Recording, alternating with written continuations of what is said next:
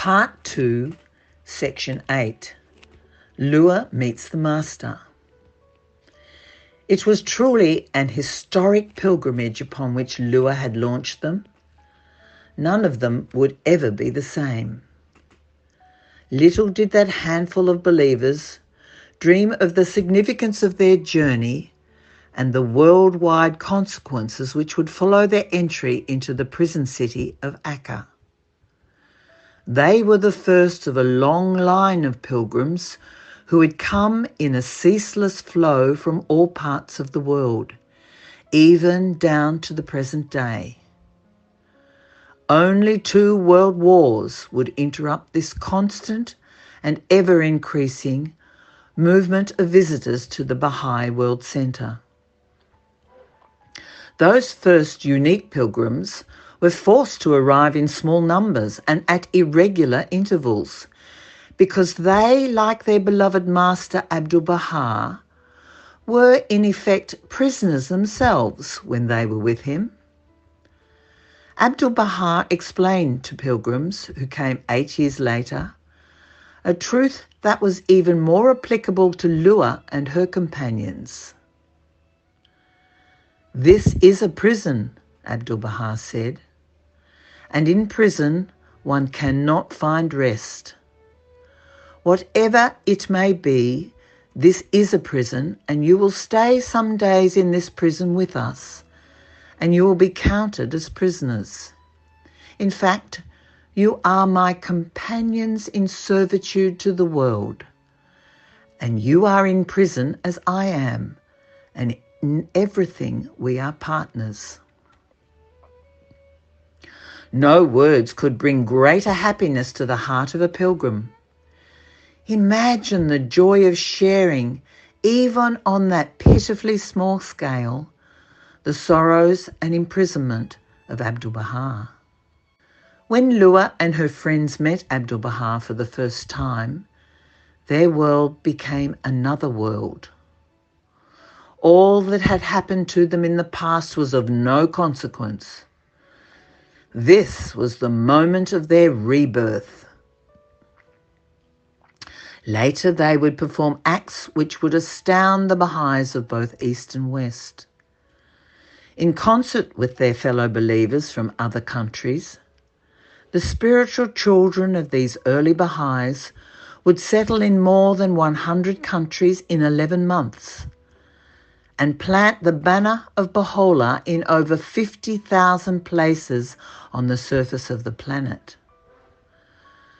Only future historians will be able to adequately recount and properly assess the value of that matchless first pilgrimage and its impact upon the history of the Baha'i faith and the fate of the world. The days which those first pilgrims spent in the prison city of Acre were precious moments they would treasure all their lives. In this vicinity, Baha'u'llah spent nearly a quarter of a century as a prisoner and an exile. So foul was the atmosphere, so unsanitary and disease-ridden, that a proverb declared, "If a bird flies over Acre, it dies." Yet, in that unfragrant place, these first pilgrims experienced nothing but happiness. They were prisoners where Baha'u'llah and Abdu'l-Baha had been prisoners. They were surrounded by love each step of the way. May Maxwell, Lure's dear friend, recalled their first visit to Abdu'l-Baha in these words: "During the 3 wonderful days and nights we spent in that sacred spot, we heard naught but the mention of God.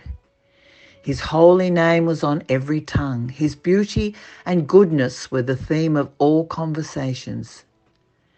His glorious cause the only aim of every life.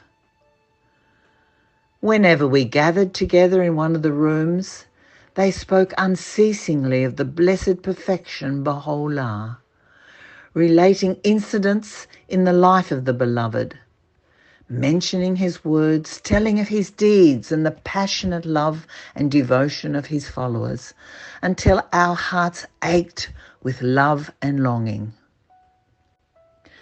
Abdu'l-Baha told the pilgrims not to be sad because he was a prisoner. Anyone can be happy in the state of comfort, ease, success, health, pleasure and joy, he said. But if one can be happy and contented in the time of trouble, hardship and prevailing disease, that is the proof of nobility. This was the lesson Abdu'l-Baha taught these pilgrims.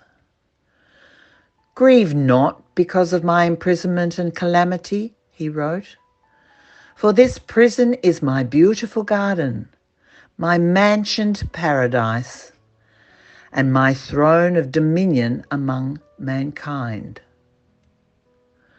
Lua and her fellow pilgrims learnt many a lesson at Abdu'l-Baha's feet.